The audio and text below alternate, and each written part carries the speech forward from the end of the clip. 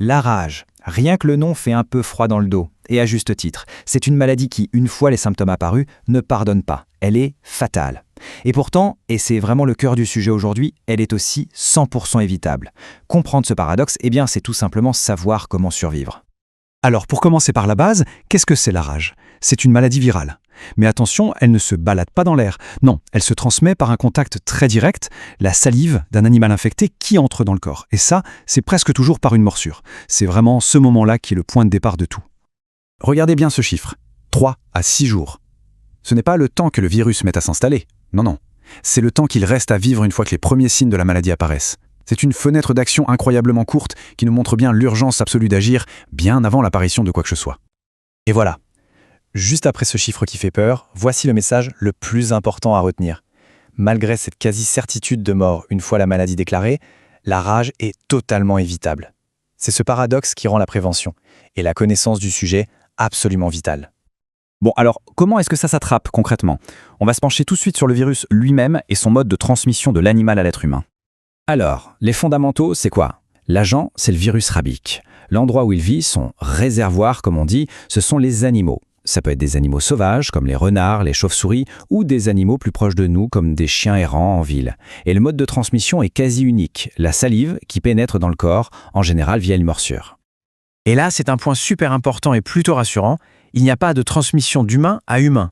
Une personne qui a la rage ne peut pas contaminer quelqu'un d'autre. Le risque est donc strictement limité au contact direct avec un animal infecté. Et ça change tout dans la manière de gérer la maladie. Ok, une fois que le virus est dans le corps, que se passe-t-il si rien n'est fait? On va voir maintenant l'évolution des symptômes. C'est une étape assez dure, mais elle est cruciale pour bien comprendre pourquoi il faut agir vite. Cette chronologie, elle est très parlante. Tout commence avec la morsure. Ensuite, il y a une longue période de silence, l'incubation, qui peut durer jusqu'à 2 mois. Puis les premiers symptômes apparaissent. Au début, c'est assez vague, mais très vite, la maladie bascule dans sa phase la plus terrible, avec des signes neurologiques effrayants, comme l'hydrophobie, la peur de l'eau, des hallucinations, avant l'issue fatale en moins d'une semaine. Cette citation, elle vient d'une source médicale. Elle est clinique et elle est glaçante. Elle décrit précisément la fin.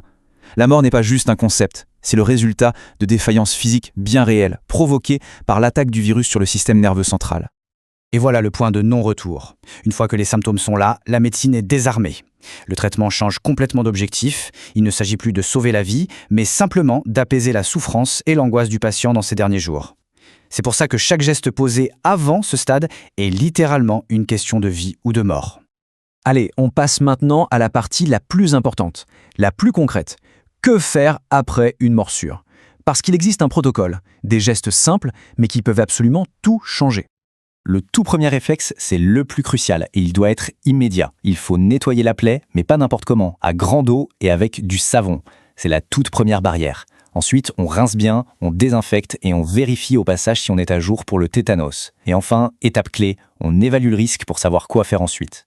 Ce tableau, il résume très bien la logique médicale. En gros, il y a 3 cas de figure. Si on ne sait rien de l'animal, qu'il s'est enfui, on ne prend absolument aucun risque. On vaccine la personne.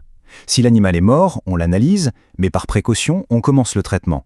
Et si l'animal est vivant et qu'on a pu le capturer, on le met en observation chez un vétérinaire. Le traitement de la personne mordue dépendra alors de ce que l'observation révèle.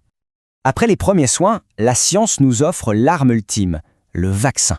Ce n'est pas un traitement pour guérir, c'est un véritable bouclier pour empêcher le virus d'atteindre le système nerveux.